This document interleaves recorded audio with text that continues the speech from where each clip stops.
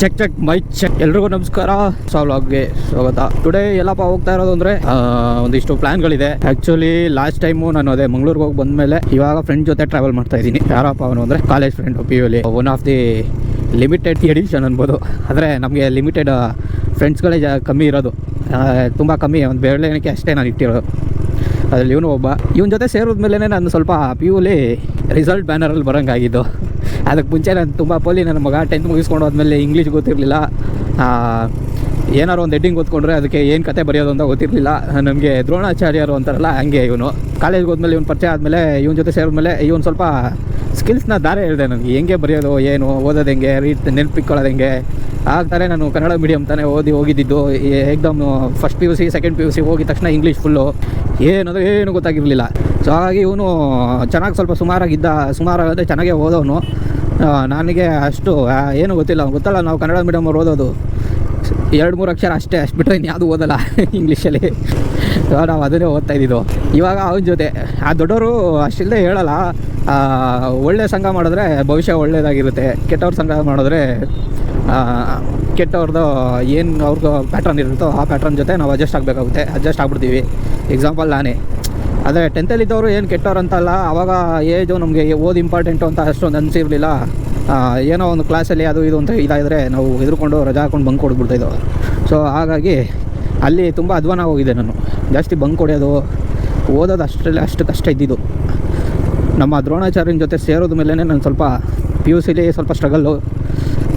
Second PUC ತುಂಬ effort ಆಗಿದೆ. ಕೊನೆಗೆ ಅದು ಬ್ಯಾನರಲ್ಲಿ ತಂದು ನಿಲ್ಲಿಸ್ತು. ನಮ್ಮ ದ್ರೋಣಾಚಾರ್ಯದ ದಾರಿ ಎಳ್ದಿರೋ ವಿದ್ಯೆನೇ ಕಾರಣ ಅದಕ್ಕೆ. ವಿದ್ಯೆಗಳು ಹೇಗೆ ಬರೀಬೇಕು, ಏನು ಯಾವ ಥರ ಕ್ವಶನ್ ಓದ್ಕೊಬೇಕು. ನಾನು ಆ್ಯಕ್ಚುಲಿ ಇಂಗ್ಲೀಷ್ನ ದೊಡ್ಡ ವರ್ಡ್ಗಳನ್ನ ಬರೆಯೋದು ಕಲ್ತಿದ್ದೆ ಇವನಿಂದ. ಅದಕ್ಕೆ ಮುಂಚೆ ನಾನು ಕನ್ನಡ ಮೀಡಿಯಮಿಂದ ಬಂದು 10th ಮುಗಿಸ್ಕೊಂಡು ಬಂದಾಗ ನಾನು ಬರಿತಾ ಇರಲಿಲ್ಲ ಅಷ್ಟೊಂದು. ಇವರಿಂದನೇ ಇವನ್ನ ಕರ್ಕೊಂಡು ಫಸ್ಟು ಮಹದೇಶ್ವರ ಬೆಟ್ಟ ಹೋಗ್ತೀವಿ. ಅದಾದಮೇಲೆ ತುಂಬ ದಿನ ಅಂದರೆ ಎಷ್ಟೋ ವರ್ಷಗಳಿಂದ ನಾನು ಹೋದಾಗೆಲ್ಲ ನಾಗಮಲೆಗೆ ಹೋಗಬೇಕು ಅಂದರೆ ಟ್ರಕ್ಕಿಂಗ್ ಮಾಡಬೇಕು. ನಾಗಮಲೆ ನಾನು ನೋಡಿಲ್ಲ. ಆವಾಗ ಕತೆಗಳು ಹೇಳ್ತಾರೆ. ನಿಜವಾಗ್ಲೂ ದೇವ್ರಿರೋದು ಅಲ್ಲೇ ಅಂತ ಹೇಳ್ತಾರೆ. ನನಗೆ ಅದ್ರ ಬಗ್ಗೆ ಏನು ಐಡಿಯಾ ಇಲ್ಲ. ಸೊ ಇವಾಗ ನಾನು ಅಲ್ಲಿ ಹೋಗ್ಬೇಕು. First day ಅಷ್ಟಿರುತ್ತೆ. ಟ್ರಕ್ಕಿಂಗ್ ಎಲ್ಲ ಮಾಡ್ಕೊಂಬರೋಷ್ಟು ಲೇಟ್ ಆಗುತ್ತೆ ಮೇ ಬಿ. ಅದನ್ನು ಟೈಮ್ ಇತ್ತು ಅಂದರೆ ಪಾಲರ್ ರೂಟ್ ಹೋಗಿ ಬರ್ತೀವಿ. ಗೋಪಿಪುರ ಮುಗೇನಕಲ್ಲು ಟೈಮ್ ಇತ್ತು ಅಂದರೆ. ಟೈಮ್ ಇಲ್ಲ ಅಂದರೆ ಏನೂ ಮಾಡೋಕ್ಕಾಗಲ್ಲ. ಸೊ ಅದ್ರ ನೆಕ್ಸ್ಟು ನಾವು BR ಹಿಲ್ಸ್ ಹೋಗಬೇಕು. BR ಹಿಲ್ಸ್ ಆದಮೇಲೆ ಡಾಕ್ಟರ್ ರಾಜ್ಕುಮಾರ್ ಸರ್ ಮನೆ ಇದೆಯಲ್ಲ, ಅಂದರೆ ಅವರು ಹುಟ್ಟೆ ಬೆಳೆದಿರೋ ಮನೆ ಅದು. ಒಟ್ಟಿನಲ್ಲಿ ನಾವು ಡಾಕ್ಟರ್ ರಾಜ್ಕುಮಾರ್ ಸರ್ನೂ ನೋಡೋಕ್ಕಾಗಲಿಲ್ಲ. ಅಟ್ಲೀಸ್ಟ್ ಅವ್ರ ಮನೆಯವ್ರು ನೋಡೋಣ ಅಂತ ಹೋಗ್ತಾಯಿದ್ದೀವಿ. ಆಮೇಲೆ ಹಿಮಾವದ್ ಗೋಪಾಲ ಸ್ವಾಮಿ ಬೆಟ್ಟ. ಸೊ ಅದು ನಮ್ಮ ಲಾಸ್ಟ್ ಪಾಯಿಂಟು. ಅದು ಮುಗಿತಾ ಇದ್ದಂಗೆ ಬ್ಯಾಕ್ ಟು ಬ್ಯಾಂಗ್ಳೂರ್. ಈ ಟ್ರಿಪ್ ಪ್ಲ್ಯಾನು ಇಷ್ಟೇ. Actually one day full Mahadeshwara ಬೆಟ್ಟದಲ್ಲಿ ಕಾಲ ಕಳಿಬೇಕಾಗುತ್ತೆ. ಅದೇ ಸ್ವಲ್ಪ ಇದು, ಯಾಕಂದರೆ ಅದು ನಾಗಮಲೆ ಟ್ರಕ್ಕಿಂಗ್ ಮಾಡಿ ಇದು ಮಾಡಬೇಕಾಗುತ್ತಲ್ಲ, ಅಲ್ಲಿ ಟೈಮ್ ತೊಗೊಳುತ್ತೆ. ಇವಾಗ ಟೈಮ್ ಒಂದು 5 ಕಾಲ ಆಗಿದೆ ಅನ್ಕೋತೀನಿ. ಬಿಟ್ಟರೆ ಇವಾಗ ಸದ್ಯಕ್ಕೆ ಹೊರಡೋದೆ. ಕರೆಕ್ಟಾಗಿ ಏನೊಂದು ಮಹದೇಶ್ವರ ಬೆಟ್ಟಕ್ಕೆ ಒಂದು 9 o'clock ಮೇಲೆ ಹೊರಟೋಗ್ತೀವಿ. ಅಷ್ಟರಲ್ಲಿ ಹೋಗ್ಬಿಡ್ಬೋದು. ಟ್ರೈ ಮಾಡ್ತೀನಿ. ತಡ ಯಾಕೆ, ಬನ್ನಿ ಅವನ್ನ ಕರ್ಕೊಂಡು ಹೊರಡುವ. ಇವರು ಇಲ್ಲೇ ಎಲ್ಲೋ ಇರೋದು, ಇಲ್ಲಿ ಅಂತ ಗೊತ್ತಿಲ್ಲ. ಇಲ್ಲಿ ಕಳ್ಸೋನೆ ಲೊಕೇಶನು. ಬೇರೆ ಸಾಕಿದ್ದೀರಾ? Full jolly. ಯಾವಾಗಿಂದ ಸಾಕ್ತಾಯಿದ್ದೀರಾ? ಇವ್ ಪ್ರವೀಣನ ಸಾಕ್ತಾನೆ ಕಣ. ಅದೇನೋ ಸತ್ತಾಯ್ತಂತೆ, ಮೊನ್ನೆ ಸತ್ತಾಯ್ತು. ಏನು ನೇಮ್ ಇಟ್ಟಿರೋದು? ರಾಜೌಲಿ ಮಾಡ್ಬಿಟ್ಟಿದ್ದೀರಲ್ಲಪ್ಪ, ಮನೆ ರಾಜೌಲಿ. ಏನಾಟಿ ಚೆನ್ನಾಗಿದ್ದೀರಾ? ಆಂಟಿಗೆ ನನಗೆ ಗೊತ್ತೇ ಆಗಲಿಲ್ಲ ಯಾರು ಅಂತ. ಟೆಂಟ್ ಬೇಡ ಅಂದಲ್ಲ. ಏನು ಸುಮ್ಮನೆ ಎತ್ಕೊಂಡು ತಿರ್ಗೋದು, ಅಲ್ಲಿ ಹಾಕಕ್ಕೆ ಬಿಡಲ್ಲ, ಏನಿಲ್ಲ. ಇನ್ನು BR ಹಿಲ್ಸಲ್ಲೆಲ್ಲ ಬಿಡಲ್ಲ. ಹಿಮತ್ ಗೋಪಾಲ ಸ್ವಾಮಿಲಿ ಗಾಡಿ ಬಿಡ್ತಾರೆ ಅನ್ನೋದೇ ಡೌಟು. ಬೈಕು ಬಸ್ಸಲ್ಲಿ ಹೋಗ್ಬೇಕೇನೋ. ಇನ್ನು ಸುಮ್ಮನೆ ಎತ್ಕೊಂಡು ಎಂತಕ್ಕೆ ತಿರ್ಗಾಡೋದು? ಇವಾಗ ಹೋದ್ರೆ ಒಟ್ಟಾಗಿರ್ತದಲ್ಲ ಬಸ್ಸು. 5 ಗಂಟೆಗಾ? ತಲೆ ಕೆಡ್ಸ್ಕೊಬೇಡ, ಇರೋ ವೀಡಿಯೋಗೋಸ್ಕರ ಕ್ಯಾಚ್ ಮಾಡೋಣ ಅದನ್ನ. ಇಲ್ಲ ಕನಕಪುರ ಇಲ್ಲ ಮಳವಳ್ಳಿ ಎಲ್ಲರೂ ಅಂತ ಸಿಗ್ತಾನೆ. ತಲೆ ಕೆಡ್ಸ್ಕೊಬೇಡ. ಇವರು ಹೋಯ್ತವ್ರು ರೈಡು. ಇವರು ರೈಡೇ ಹೋಗೋದು ಅಷ್ಟೇ. ಸಂಡೇ ಫುಲ್ ಜಾಲಿ ಎಲ್ಲರದು. Sunday Saturday petrol full tank ಮಾಡಿಸ್ಕೊಂಡು ಹೋಗ್ತಾ ಇರೋದೆ ಬಾಯ್ಸ್. ಪವರು ನಾರ್ಮಲಾ? 5:30 ಆಗೋಯ್ತಲ್ಲ ಅದು. ಇಲ್ಲಿಂದ ನಾನು ಟೋಲ್ ಗೇಟ್ ದಾಟೋ ಅಷ್ಟರಲ್ಲಿ ಕಷ್ಟ. ಈ ಕನಕಪುರ ರೂಟಿಂದ ಹೋಗ್ಬೇಕಾದ್ರೆ MM ಹಿಲ್ಸ್ಗೆ ಒಳ್ಳೆ ರೋಡ್ ಮಾಡಿಬಿಟ್ಟಿದ್ದಾರೆ. ಈಗೀಗ ಹೆವಿ ರೈಡರ್ಸ್ಗಳು ಇದೇ ರೋಡಲ್ಲಿ ಜಾಸ್ತಿ ಕಾಣಿಸ್ತಾರೆ. ಈ ಚಳಿಗಾಲದಲ್ಲಂತೂ ರೈಡ್ ಮಾಡಿ ಗ್ಲೌಸ್ ಇಲ್ಲಿ ಇಟ್ಟಿದ್ದೀನಿ. ಗ್ಲೌಸ್ಗಳು ನನಗೂ ಆಗ್ಬರಲ್ಲ. ಏನಾಗುತ್ತೆ ಪ್ರಾಬ್ಲಮ್ ಅಂದರೆ, ನಾನು ಗ್ಲೌಸ್ ಹಾಕ್ಕೊಟ್ರೆ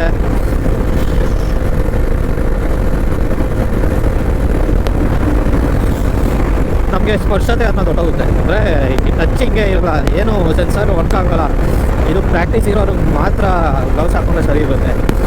ಸ್ಟಾರ್ಟಿಂಗ್ ಹಾಕೋರಿಗೆಲ್ಲ ಅಷ್ಟಕ್ಕಷ್ಟೇ ಸೆನ್ಸರ್ ವರ್ಕ್ ಆಗೋಲ್ಲ. ಸೊ ಅದು ವರ್ಕ್ ಆಗದಿದ್ದರೆ ನಾವು ಆನ್ ಟೈಮ್ ಕರೆಕ್ಟ್ ಟೈಮ್ಗೆ ಬ್ರೇಕ್ ಹಿಡಿಯೋಕ್ಕಾಗಲ್ಲ, ಕ್ಲಚ್ ಹಾಕೋಕ್ಕಾಗಲ್ಲ.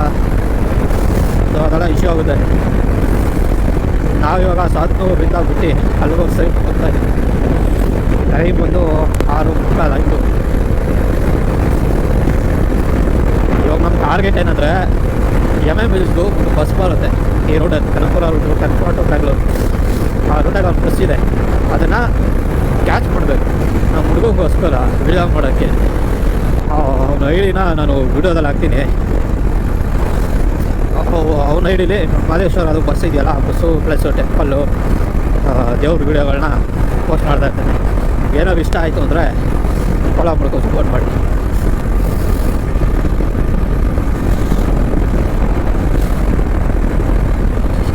ಕೈಯೆಲ್ಲ ಫುಲ್ಲು ಮಾರ್ಕೆಟಲ್ಲೈತೆ.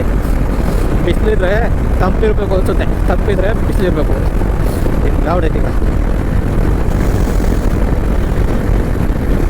ಕೊಳ್ಳೇಗಾಲದಲ್ಲಿ ಸ್ಟಾಪ್ ಆಗ್ಬೋದು ಬೇಬಿ. ನೋಡೋಣ ಹೇಗಿದೆ ರೈಡು. ಹಂಸನ್ ಕಂಪ್ನಲ್ಲಪ್ಪ ಅದಕ್ಕೆ ಯಾವುದು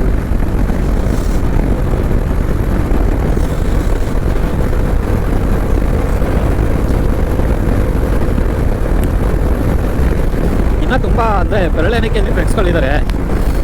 ನನಗೆ ಪ್ರವೀಣ ಅಂತ ಫ್ರೆಂಡ್ ಇದ್ದಾನೆ, ಅವ್ರ ಹೆಸರು ನನ್ನ ಹೆಸರು ಸೇಮ್. ಬಡ್ಡಿ ಮಗ ಬರೋ ಅಂದರೆ ಅವ್ನು ಬರೋಲ್ಲ. ಮೊದಲೆಲ್ಲ ನಾನು ಅವನ ಜೊತೆನೇ ಟ್ರಿಪ್ ಮಾಡ್ತಾಯಿದ್ದೀನಿ ಪರವಾಗಿ. ಅವನ ಅವಾಗ ಎನ್ನೇ ಸಿಕ್ತು. ಅವನು ಒಂದು ಬೈಕ್ ತಗೊಳ್ಳಿ, ನಮ್ಮ ಜೊತೆ ನಮ್ಮ ಥರನೇ ಟ್ರಾವೆಲ್ ಮಾಡೋ ಥರ ಆಗ್ತಿತ್ತು. ಇವನು ಒಂದು ತಗೊಳ್ಳಿ, ಒಂದೇ ಗ್ರೂಪು ಒಂದು ಆರ್ಗನೈಸ್ ಸ್ಟಾರ್ಟ್ ಮಾಡೋಣ ಅಂತ ನನ್ನ ಪ್ಲ್ಯಾನಲ್ಲಿದ್ದೀನಿ. ಅವ್ನು ಯಾವುದು ಮೂಮೆಂಟೇ ಕೊಡ್ತಾಯಿಲ್ಲ. ನಾನು ಆದರೆ ಅವ್ರ ಜೊತೆನೇ ಒಂದು ಬಿಸ್ನೆಸ್ ಥರ ಸ್ಟಾರ್ಟ್ ಮಾಡ್ತೀನಿ. ನೆಕ್ಸ್ಟ್ ಅವನೇನಾದ್ರು ಎಲ್ಲರೂ ಓಡಾದರೆ ಅವನ ಜೊತೆನೂ ವೀಡಿಯೋ ಮಾಡ್ತೀನಿ. ಮಾಡ್ಬೇಕು ಆ್ಯಕ್ಚುಲಿ ನನ್ನ ಫ್ರೆಂಡ್ಸ್ಗಳೆಲ್ಲ ನನ್ನ ವೀಡಿಯೋದಲ್ಲಿ ಇರಬೇಕು. ಯಾವಾಗ ನಾನು ಒಂದು ದಿನ ಕುತ್ಕೊಂಡು ನೋಡಿದಾಗ ಮೆಲ್ಕಾಗ್ತದೆ. ಬ್ಯೂಟಿಫುಲ್ ಇವೆಲ್ಲ ಯಾರಿಗೂ ಇರೋಲ್ಲ, ಚಾನ್ಸಸ್ ಎಲ್ಲ ಸಿಗುತ್ತಾ. ನಾನು ಯೂಟ್ಯೂಬ್ ಮಾಡಿರೋದೇ ಒಂದು ರೀಸನು. ಇವಾಗ ಎಷ್ಟೋ ಜನ ಮಕ್ಕಳಿಗೆ ಅವರಪ್ಪ ಹೆಂಗಿದ್ದ, ಹೆಂಗೆ ಬದುಕ್ತಾ, ಹೆಂಗೆ ಲೀಡ್ ಮಾಡಿದ್ದ ಲೈಫು ನನಗೆ ಗೊತ್ತೇ ಇರೋಲ್ಲ. ಇನ್ಕ್ಲೂಡಿಂಗ್ ನನಗೂ ಅಷ್ಟೇ. ನಮ್ಮ ಅಮ್ಮಂದು ಸ್ಕೂಲು, ಕಾಲೇಜು ಏನೇನು ಮಾಡಿದ್ದ ಅದೆಲ್ಲ ಏನೂ ಟಚೇ ಇಲ್ಲ. ನಾನು ಇವಾಗ ಯೂಟ್ಯೂಬ್ ಮಾಡೋದ್ರಿಂದ ಒಂದು ನನ್ನ ಏನು ಹೇಳ್ತಾರೆ ಹಾಬೀಸ್ ಅನ್ನೋದು ಫುಲ್ಫಿಲ್ ಆಗುತ್ತೆ. ಮತ್ತು ಈ ಥರ ಇನ್ಸಿಡೆಂಟು ನನಗೇನಾದ್ರು ಮಗು ಆದರೆ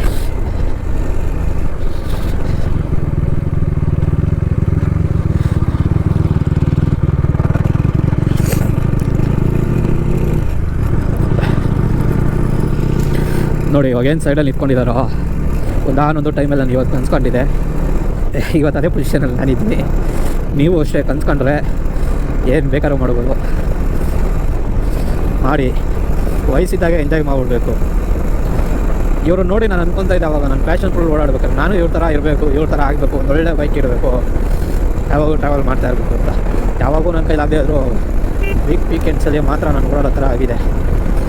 ಎಲ್ಲ ನಾನು ನಂಬಿರೋಂಥ ದೇವರು ಆಶೀರ್ವಾದ. ನಂದೇನೂ ಇಲ್ಲ, ಎಲ್ಲ ಅವ್ರದೇ. ಮೊದಲೇ ಹೆಂಗಿದ್ನೋ ಇವಾಗ ಅವಾಗಿಂತ ಸ್ವಲ್ಪ ಅಪ್ಗ್ರೇಡ್ ಮಾಡಿದ್ದಾರೆ, ಇನ್ನೂ ಅಪ್ಗ್ರೇಡ್ ಆಗಬೇಕು. ಎಲ್ಲ ಅವ್ರದೇ ಕೃಪೆ.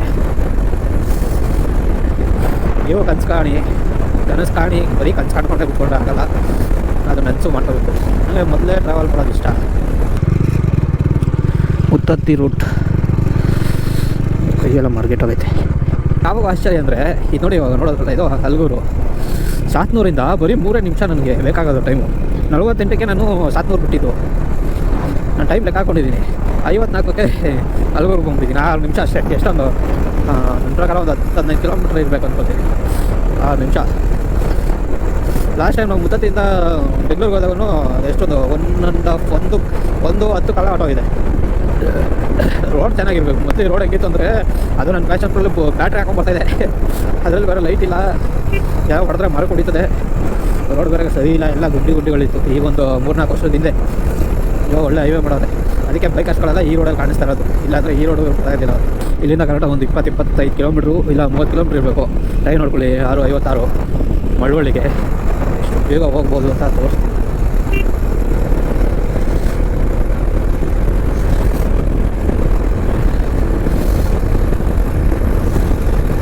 ಇವಾಗ ಕೈಯೆಲ್ಲ ಮರ್ಗಾಟ್ಬಿಟ್ಟೈತೆ. ಸೊ ಯಾವುದಾದ್ರೂ ಟೀ ಬ್ರೇಕ್ ಹಾಕಬೇಕು. ಈ ನಾವು ಮಳವಳ್ಳಿಲ್ಲ ಕುಡಿಯೋದು ಒಳ್ಳೆಯದು. ಸ್ವಲ್ಪ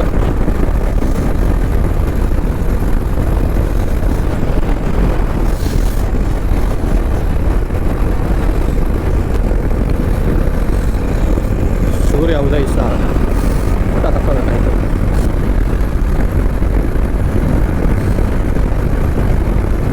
ಮುಂದೆ ಏನಿಲ್ಲ, ಮಾತಾಡ್ಕೊಂಡ್ರೆ ರೆಕಾರ್ಡ್ ಮಾಡೋಕ್ಕಾಗಲ್ಲ. ಬಾಯ್ ಬಾಯ್ ಗಾಯ್ಸ್. ಅಲ್ಲಿ ನಾನು ಅಲಗೂರು ಬಿಟ್ಟಾಗ ಇಲ್ಲಿ ಟೈಮಿಂಗ್ಸ್ ನೋಡಿ, ಇವಾಗ 7:06. ಅಲ್ಲಿ ನಾನು ಬಿಟ್ಟಾಗ 6:56 ಅಂದರೆ 6:45. 7 ಗಂಟೆಗೆ 4 ನಿಮಿಷ. ಅಂದಾಜು ಒಂದು 10-15 ನಿಮಿಷದಲ್ಲಿ 10 ನಿಮಿಷನೂ ಇಲ್ಲ ಅನ್ಕೋತೀನಿ. ನನ್ನ ಪ್ರಕಾರ ಕೌಂಟ್ ಆಗ್ತಾರೆ ಗಾಡಿ ಓಡಿಸೋದ್ರಿಂದ. ಮಳವಳ್ಳಿ ರೀಚ್ ಆಗ್ಬಿಟ್ಟಿದ್ದೀನಿ. ಈಗ ಈ ಗಾಡಿ ಅದಕ್ಕೆ ಬೆಟರ್ ಅನ್ನೋದು.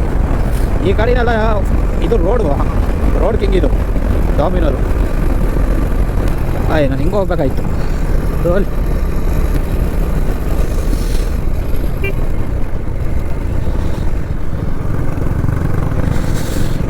ಆಗ್ಲೇನಾ ಟೀಗೆ? ಹಾಂ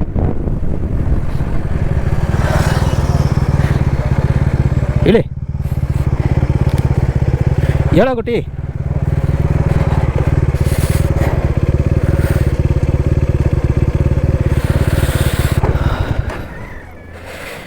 ಸ್ಟ್ಯಾಂಡ್ ತೆಗೆದ್ರೆ ಇದಾಯ್ತೈತಲ್ಲಪ್ಪ,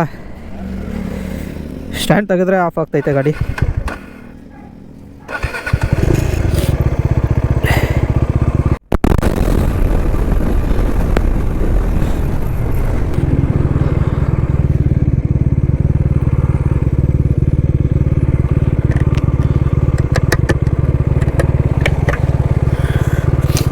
ಇದು ಬರಗ ನಾನು ಬರೀ ಮಿಸ್ಟೇಕ್ ಮಾಡೋದೇ ಆಗೋಯ್ತವಪ್ಪ. ಏನಾಗ್ತಾಯಿದೆ ಅಂದರೆ ಸ್ಕೀಮ್ಸ್ ನೋಡ್ತಾ ಇರೋ ನಾನು ಓವರ್ ಸ್ಪೀಡ್ ಮಾಡ್ತಾಯಿದ್ದೀನಿ. ಅದೇ ನನಗೆ ಬೇಜಾರು. ಸುಮ್ಮನೆ 4ಕ್ಕೆ ಹೋಗುತ್ತೆ. ನನಗೆ ಹೋಯ್ತೀನಿ ಬಿಡಪ್ಪ. ಏನು ಸುಸು ಮಾಡೋಕೆ ಅಲ್ಲಿವರೆಗೂ ಹೋಯ್ತವನಲ್ಲ ನಮ್ಮ ಹುಡುಗ. ಎಲ್ಲರೂ ನೋಡ್ಬಿಡ್ತಾರೆ ಅಂತಾನ. ಇನ್ನೇನು ಸತ್ಯಕಾಲ ಬಂದ್ಬಿಡುತ್ತೆ. ಇಲ್ಲ ಮೊಸಳೆ ಇರೋದಂತೆ.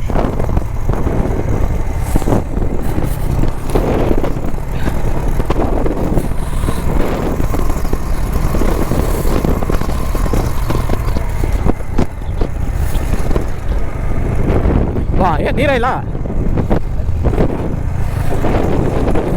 ಮೊದಲು ಎಷ್ಟು ಹರ್ಕೊಂಡು ಹೋಗೋದು. ಹಾಗಾದ್ರೆ ಶಿವನ ಸಮುದ್ರದಲ್ಲೂ ನೀರಿರಲ್ಲ, ಜಾಸ್ತಿ ಕಮ್ಮಿ ಆಗ್ಬಿಟ್ಟಿರ್ಬೇಕು.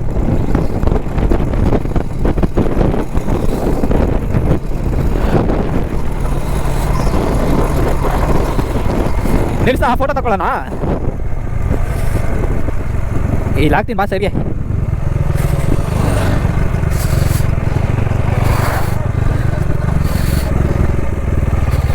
ನಾನು ಬೇರೆ ಸುಸು ಮಾಡಬೇಕಾಯ್ತು. ಓಹೋ ಓಹೋ ಓಹೋ